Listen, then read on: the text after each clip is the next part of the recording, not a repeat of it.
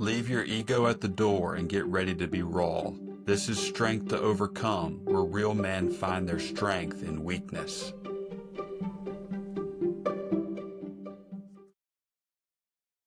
Hi guys, welcome back to the Strength to Overcome podcast. I'm Ryan here with my co-host Matt. This is episode 10. We're pumped to have you with us. And Matt, how are you doing today, brother? I'm great, mate. It has been a crazy busy week, and I know that you and I have not connected other than text since we shot the last live episode there. So we've got a lot to catch up on, and we're going to do our best to stay on topic here, but things have been absolute madness over here. What about you? Yeah, just about the same. It's kind of had a whirlwind here. We've like I mentioned, this is episode 10, so we've coming up on kind of a little milestone here, 10 episodes. We've, kind of laid everything out there in the first few, told some stories of things in the past in the last 10, 12 years or so, and had a couple of great guests on the show. If you haven't caught it, with Corey last week, and then Jamal, your buddy Jamal. So it's been kind of a whirlwind getting things rocking, but we're pumped that people are still listening and still sticking around, hearing what we've got to say. So I'm doing good with the baby, due any day now. Wife is 37 weeks, so Eric and I are ready at any moment. We're officially on baby watch at this point. So we got our bags packed and we're ready to go. Now, is she working at this point, or is she still doing the hard yards, more or less? What's that looking like? Yep, she's still at work. She's doing a inpatient shift right now, so it's like a 6:30 to 6:30, 12-hour shift. So she's still grinding away and getting after it, even though we're counting down the days. How are you holding up with that? I know early on in this series we discussed you trying to find your identity in that, and now, she's ready to pop any day really, and, she's doing these 12-hour shifts, and you've got this TPC gig that's just kind of lingering there. How are you holding up as you get closer to the realization that, you're up, like you're next on stage type thing, Yeah. Yeah, it's definitely something that has been kind of racing through the mind, and have times where I get super excited, other times where I'm super scared and nervous, and just trying to kind of balance the two emotions and figure out what the new life is going to look like, right? It's actually going to be kind of a whole new ball game. So what's that going to look like? How are things going to go? And I really just don't know until we get there. You struggling with, we opened some of our early episodes with some of the things that we both have, fallen back into over the years as a way to cope, a coping mechanism. And for those that haven't got that backstory, you need to get back there and listen to those episodes. But how are you holding up as we get closer? When you're having those times where you're feeling anxious or afraid or scared, I think is the word you just used. How are you going with some of the things you've used in the past? I know we've talked about bourbon and, some of the medication that you feel like you've got to be on to balance yourself out. How are you doing with that as this pressure builds? Yeah, I'm doing okay, holding it together. Medication is still stable and still taking the same cocktail we spoke about of medication. And then, in terms of the alcohol and the bourbon, for me at this point, it's moderation and not going overboard when I do drink. And you know, it's definitely still a part of my life, and it's something that's there, a regular part, but I'm trying not to use it as much of a crutch as I have in the past, where, things in my life might want to drive me to drink more, or numb the pain with drinking. And so, I'm trying to enjoy it in the way it's meant to be enjoyed, and not abuse it like I have. Give me an example over the last couple of weeks where you have felt that pull back to use it as a coping mechanism. Give me an example of something that's happened in the last couple of weeks. Just any little thing internally that goes wrong. Even we'll talk about the golf here in a little bit, but even the disappointment of the golf yesterday, as I was watching it on TV, I texted you being deflated about the outcome. It's like, even something like that, it kind of makes me feel a kind of a pull to numb the pain with something like that. So it's fighting that feeling of wanting to, hey, let's pour a drink because this happened or that happened or that, that sort of thing. And take it too far and go overboard with it versus just enjoying it for what it is. So, not being someone that drinks, do you build a tolerance in this state? I know that we've talked about the overconsumption in the past, but if you've got it to the point where you've leveled out, do you find that you can do it as a hobby versus as a coping mechanism? Have you been able to find that fine? I know I'm sure it's a very fine line, but have you been able to find it, or is it something you're still battling with? Still battling a little bit. I think it definitely can be something that is enjoyed as a hobby, especially if you've got the support network and the friends and, there's a nice bourbon community here in Jacksonville that gets together on the weekends and, has good community with that sort of thing. And so it definitely can be. It can also go over the line. So like you said, it is a fine line of trying to make sure you're not going too far with it. What have you got in place to help you understand what that line is? Because I'm sure once you're in it, or once you kind of blazing past it 80 miles an hour, it's hard to sort of hit the brakes and go back to that fine line. What have you got in place to help you navigate that? Well, for me, it's become like a two drink limit type of deal where I'm not just pouring drink after drink after drink with no end in sight and no limit involved. So having that kind of limit in my mind of like, hey, this is your second drink, this is your last drink type of deal, and not having to make that decision every night when it comes around. It's already been made for me. Seems to have worked fairly well in the last few months of just kind of getting through that period and those emotions floating around, that sort of thing. Well, I'm glad to hear it, and I know I've always, behind the scenes and as a friend and trainer over the last, dozen years, I've always got a piqued interest in the people I work with and are friends with, and so, I want to see you win more than anyone else, right? And we spend time here being vulnerable, and some people don't get it, some people don't understand it, some people don't agree with it, and that's okay. But being live on camera and putting yourself out there for those that aren't in this situation, I mean, it actually helps as one of those, accountability, techniques, at least, for me, and it sounds like for you as well. I know we've talked off camera about that. Yeah. Yeah, so it's been good. What about you? I know since we haven't really talked about it on camera with your shoulder and you went and saw a specialist. What's going on with the shoulder and the arm? Yeah, the video that I posted a while back sort of, went down this path of frozen shoulder, the day before I went and saw the PA who tested my grip at the time. I think I was spending a lot of time talking about my grip and my extension, my ability to get my hand flat, supination, and she really wanted to see that. And so I'd worked so hard on that, and I kind of walked in and said, yeah, but I've got the F word. And she kind of just, her face sunk.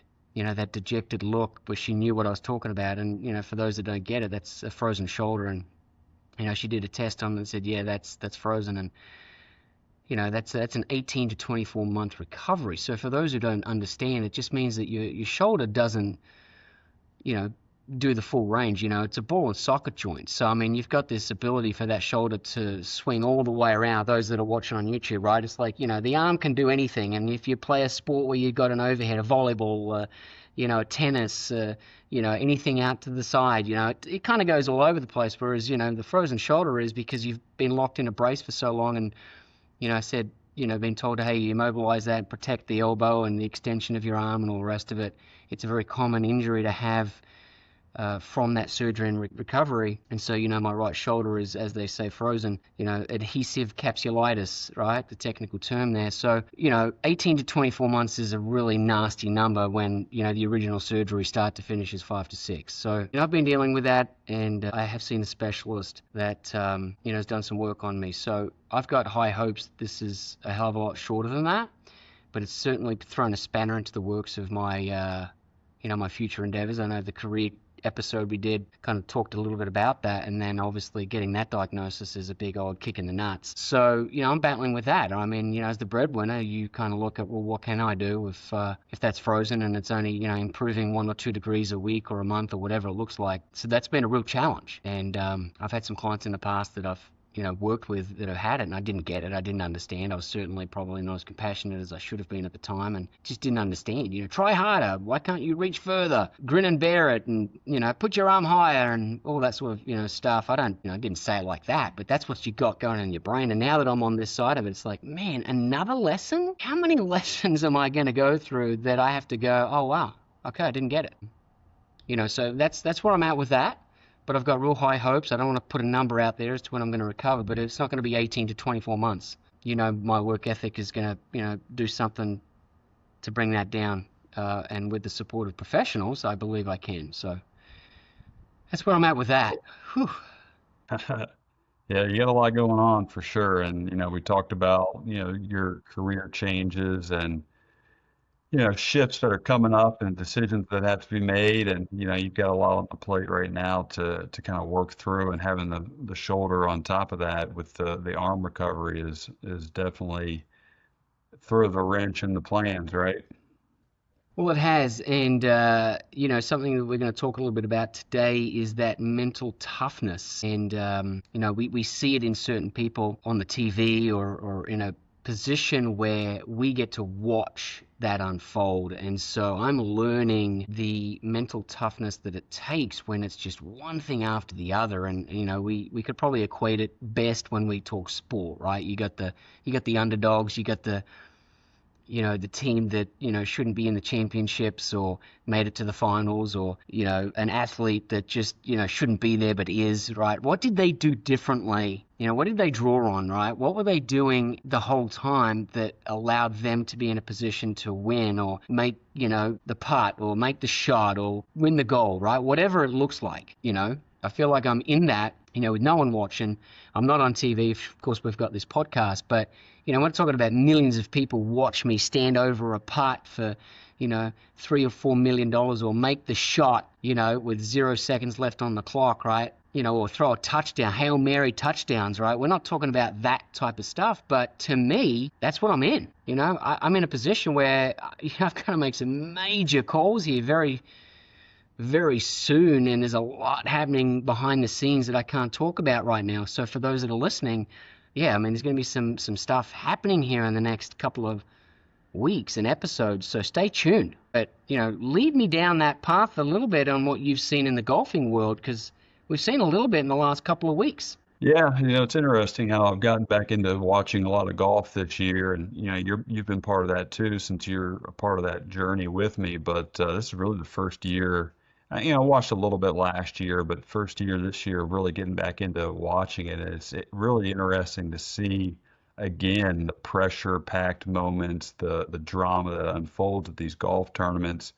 Last week was the U.S. Open, and everybody saw J.J. Spawn break through, win his first ever major title. And if you look at his resume, his list of what he's gone through, from playing on the Canadian Tour to PGA Tour Americas to losing his tour card to almost quitting, and then winning a tournament, and then almost losing his card again, and then now he's a major champion. It's like all the mental toughness it's taken him to battle through everything in his golf game. And then you watched him on the 72nd hole with a 64-foot putt, and he had to get it down in 2 strokes to win the U.S. Open, and he makes it, right?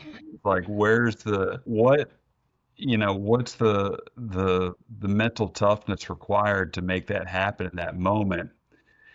A couple things stood out to me. One, he admitted in his post round he didn't actually know where he stood exactly. He knew he was either close or like in the lead, but he didn't really know if he was up by one or two, or he didn't look at the leaderboard, which is kind of crazy when you think of it, that he didn't want to look in that situation. And so he obviously knew that making that putt sealed the deal, but he didn't have a full view of where he was. So that in that moment, it may have actually helped him in that he didn't have all the pressure of seeing himself with a 1 stroke lead on the last hole. So a couple of things that I want to ask you before I forget. When you say, almost lost his pro card, walk me through that, because there's a lot of people out there that don't understand what that means and what it takes. Can you just explain to the audience, is that like losing your job? Pretty much, yeah. These guys, they are out there and they have their tour card for that year, and you have to finish in the top 125 on the points list to maintain your tour card. Otherwise, you essentially lose your position. You have to requalify to jump back in. That number is going even lower after next year. It's going to be the top, or after this year, it's going to be the top 100. So if you're outside of the top 100 guys on tour, you're going to have to go through Q school and requalify. Otherwise, you're going down to a lesser tour, you're going down to the Corn Ferry Tour, where you might not have a job altogether on that big stage. So, it's cool to see all these guys that have, like Scotty Scheffler and Xander and Rory. They've got all the millions of dollars floating around, but the tour as a whole is a little bit more fragmented in that there's guys that are barely making ends meet and they're trying to grind away just to have a job next year. And so, JJ at one point he did lose it and he had to go back to Q school and requalify and get his tour card back through Q school one year. And while you're doing that, are you making anything? No, they give money for Q school for that tournament, but after the season's over and there's no more tournaments, you're basically, on your own preparing for Q school. So you're unemployed, making a decision to work on your game, go to the range, believing that you can make it back and essentially get your job back. Is that accurate? Yeah, yeah. And now all of a sudden this guy finds himself as the U.S. Open winner. And now he's got exemptions after exemptions, and it's huge. It's not just for the big paycheck that he got; it's the job security he got from winning this tournament. He's exempt for the next however many years on tour, the next however many years at the U.S. Open. All these exemptions open up for him. And so it takes the pressure off. And that's why you see a lot of these guys, the floodgates open up after they win one because the pressure comes off and they can just perform and just play after that. Well, as soon as you were saying the floodgates open, my mind went to their emotional floodgates. You see these guys when they finally get whatever monkey it is off their back. And I think even, a month before that, Rory won the career Grand Slam by winning the Masters, and he's been trying to win that tournament for a decade. And you saw at the moment of victory, you see him break down. I mean, listen, we can all look at these guys and say, well, they're making millions, who cares? But they're still trying to achieve something. They're trying to achieve a goal, just like everybody on this podcast has a goal. I hope you have a goal. But these guys are trying to achieve something that's very, very challenging. Ryan, you're going through something that's challenging now. I'm going through something that's challenging now. These guys are doing the same thing, and you watch Rory. I think he dropped to his knees and just was sobbing on the ground, right? Because now they've accomplished something that they've had in their mind, or their goals, or on the fridge, or on their mirror at home, whatever, right? Their nightstand, since they were little kids. And so you see the floodgates of emotion pour out because the mental toughness it takes to get to that point and actually break through is, something that people here can relate to. I'd love to hear some feedback. I want people to kind of give us some feedback on maybe some things you've achieved.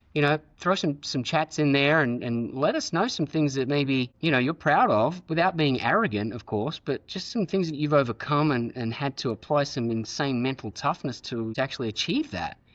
It's a credit to these guys. For anyone that's played golf, you get it, right? If you've played the game, you get it. But it was just great to see. And then, over the weekend, I know that kind of stung a little bit too, right? Yeah, I mean, this week you saw Tommy Fleetwood kind of blow it, trying to get his first PGA Tour win, and you saw the opposite where things went the wrong direction and he let it get away from him and he lost the tournament. And it goes back to mental toughness as well, right? He's got all the physical tools in the toolbox, and he couldn't get it done. He bogeyed 16 and 18, and then Keegan jumped in and birdied 15 and 18 to kind of steal it from him.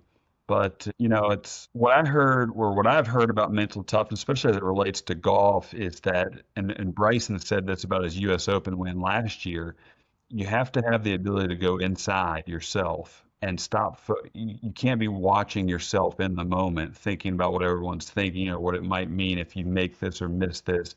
You have to think about this exact task that's in front of you in this moment. So whether it's a 4-foot putt to win the U.S. Open like Bryson had, or it's a 64-foot putt like J.J. Spawn had, or if it's that lag putt that Tommy Fleetwood had on the 18th hole, he obviously got ahead of himself and he left it, what, 7 feet short, right in the line of, even gave Keegan a read on Keegan's putt. And it's clear that he just got ahead of himself. Things started moving too fast.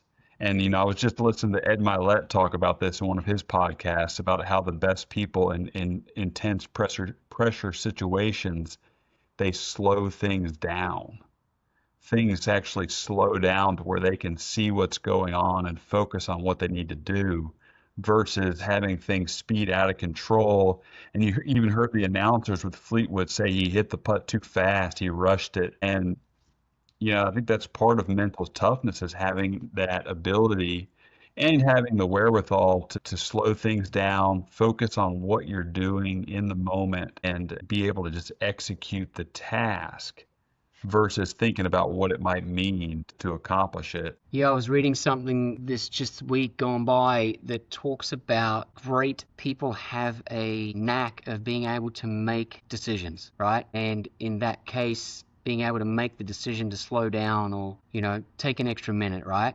And that happens, even in tennis. You watched not that long ago the French Open. I don't know if you follow the tennis, but for anyone that hasn't already watched it, it went 5 sets, and Alcaraz won the last 3 sets and saved 3 match points. And your heart just breaks for the other guy, right? In every situation, and it happened again with the NBA Finals, right? It's heartbreaking to watch. In this case, it was the Pacers Halliburton, right? And gets injured, and you're at that moment where you can see this raw emotion in the moment of missing the putt, missing the shot, getting injured, making a mistake that gets the other team or the other player a victory. And it's just heartbreaking to watch someone, not be able to execute, not make the decision right, or, in that moment, right, that gut moment. And so when you're in that position, as an upcoming father, you're going to make a lot of decisions, not snap decisions, a lot of pressure. You're fatigued, you're sleep deprived, you're trying to figure it out on the fly. Have you got some people around you that are coming in that are going to help you through that? Because that mental toughness has to kick in, just like we watched Keegan Bradley step up and he had that. But what have you got ready to go to make sure that, we don't repeat what we watched this sport happen, but what have we got? What have you got? Yeah. Well, I think that's one reason why golf mirrors life so much. If all the golfers out there listening, they understand that the adversity you face on the golf course translates over into life. So, having played golf and also the fitness side of things as well kind of mirrors life in that the adversity you tackle in workouts can transfer over to your life decisions. So that's what I'm going to lean on, as we go through this period of making decisions and slowing the process down, not getting overly emotional. That's one of my strengths anyway, is I make logical decisions almost to a fault where there's not enough emotion sometimes. But in the moment, it can really help clear things up and make for a solid decision because I'm not making it too fast or a snap judgment. Yeah, I think Ed Milet talks about that, making sure that you're in a position where you're, making decisions, or you're, working in an environment that's not overly emotional, right? To the top end or to the bottom end, because, as he likens it to, if you make a decision when you're at your absolute lowest to take your own life, it's like you made a decision when you were, at one end of the spectrum, and obviously you can't come back from that. And so you can just as dangerously make decisions or produce an act in your, overly excited emotion that can be just as damaging. Yeah, yeah, We see that in sport a lot, right? Where there's a lot of emotion happening, and before you know it, it's like it's gone. You've made that error, and we liken it to sport. I think guys obviously love to watch the sport, and we can relate to some of the highlights throughout our years growing up watching some of these sporting events where you look back and you think of the choke, or like one of the greatest golfing chokes ever, which I can't even barely to watch. The British Open. What's his name? Vandervelde. yeah. John Van de Velde. So being able to slow it down when you're in it is clearly incredibly difficult. Yeah, yeah. And so I think the way it translates over into real life, right, is just taking a moment to pause and and not make a snap decision when in the moment that you're trying to decide. It might be like, let's take a few breaths, let's take some deep breaths and think about this from a number of different angles more than just, oh, this is in the moment, this decision needs to happen, and here's what it's going to be. It has to, things have to slow down. And so sometimes taking that pause, taking those breaths can be the, call it the mental toughness hack that you need to make the right decision or execute the right thing at the right time. Yeah, and I'm sure you've been married long enough to know that there are times where, you have a blue with the missus argument and, you just have to step away before you say or do something that you regret. And so quite often you'll go for a walk, you'll go to work out. Guys like us have, obviously had that, release there to do that. And, you know, hours or days later, whatever it is, you come back and you're like, I don't even know what we were fighting about, right? But being able to step away and give yourself that time, right? Make decisions in some of that space. And I think sometimes people look at that as, you're waiting or you're pausing or you're being lazy. How would you relate to someone that might look in on, your situation, right? You don't want to go get a job because you've got this role coming. I'm in the situation where I've got this shoulder. Like, how do you speak to someone that says, okay, well, that's great, but what about the flip side? What about the other end of this discussion where, okay, now you're doing too little? Yeah, it can be tough, right? Because, you could overthink it when what you need to do is take action. So it almost ends up being a fine line where, you don't want to overthink and do nothing where, at some points the best decision can be to take action on something or anything in the moment. So it's almost like a little fine line you have to walk, right? Yeah, and I think you watch this sport, and of course we micro analyze what happened over the weekend or months ago in an event, and we look at it and go, man, he butchered it, he, flubbed it, he choked or whatever it is, when in all reality, I think we make mistakes day in, day out. It's just not on TV. Yeah. Yeah, the guys on TV and the girls on TV are at the top of the top, and they're human just like us, and we see their mistakes are magnified on a national level. So I think we can all learn a lot from. That's why like you said, one of the things watching sports can teach us is dealing with adversity and the mental toughness it takes to overcome some of these things in everyday life. Yeah, I mean, we watch it and we get inspired by it, but then when you go to do it or execute it, it comes unglued. And I know that for those listening and watching, obviously Ryan's just sitting around waiting. Now, of course, he's not physically sitting around, but, as a first-time dad, I remember that period. I wasn't sitting around, and neither are you, but that's the sort of mindset that, I think people have as, as a husband. It's like, well, we're not carrying the baby, right? We're not the ones that are going to say, hey, the water's broken, or hey, I think I'm going into labor, right? We're not the ones. We are literally waiting for that to unfold, and it's it's a very emotional time, but you can't get ahead of yourself and you can't unwait any longer, right? So you kind of just you kind of sit and wait, and I'm in that position too. So have you found something outside of the bourbon and watching the golf? Have you got any other nuggets for anyone out there listening as you wait? Because you're not only, this might be the last episode we ever have where you're not a dad. So Yeah. give us a little insight into that, because I've been there and I've, done it. But for everyone out there that doesn't have kids or is expecting or is hoping to be expecting soon, give us something there live right now, because this could be the last episode without you being a dad. No, it's kind of like you described it. It's just a big waiting game at this point. It's just tough. It's mind bending just to sit here and wait, knowing it could be later this afternoon or it could be literally 4 weeks from now that things progress. So yeah, it's kind of a tough little period here, but I'm almost ready for it to just happen so we can jump in and dive in and get started. Yeah, and you're going to be a great dad. And obviously, we're going to throw it out to the audience that we're going to do our absolute best to not miss a week, which could be tough because I know what I've got on my plate at the moment, and I know what yours looks like too. So, for those out there, the next couple of weeks could be incredibly different on here. And, it takes a lot of time and effort to put some of this stuff together. So, I want to hear from some people and really share some of the stuff that they've been through and gone over and done well or not done well, right?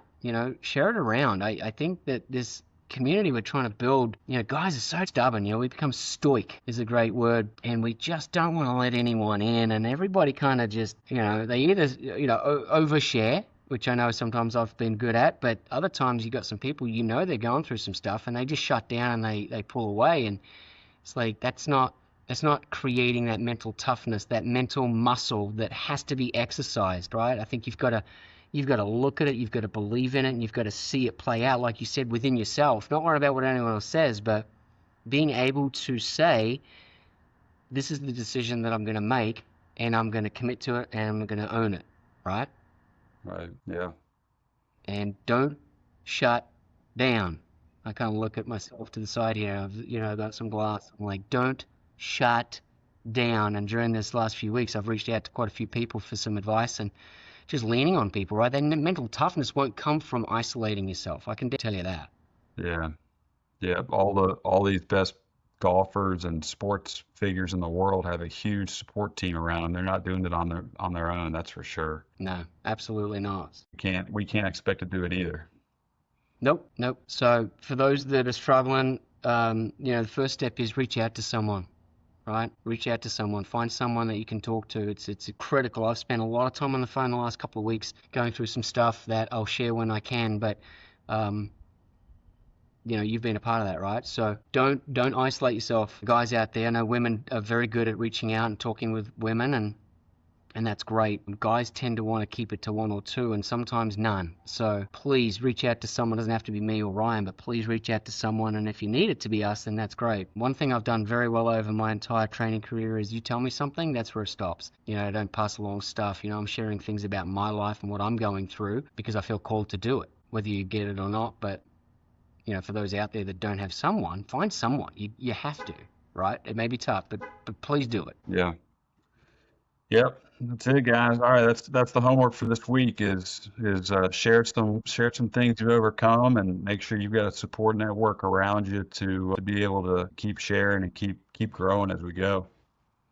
Absolutely. I'll do more of that as well. I can tend to fall back, so I appreciate it. Ryan, how can people find us or reach us? Yep. info.strengthtoovercome@gmail.com is the email address. You can always reach us through there. Instagram @strength to overcome and our Facebook Strength to Overcome as well. You can always find us on there and reach out and we'll be happy to chat. Yeah, and please like and subscribe. We've all had someone that has hurt themselves in the past, and I just want to encourage everybody out there that you may not know about it, but please reach out. You might realize that you're reaching out for something you're doing or needing, but you might find someone you reach out to is in need too. So please do it, guys. Love every one of you, and stay strong. I'll talk to you guys soon. All right, guys. We'll see you next week.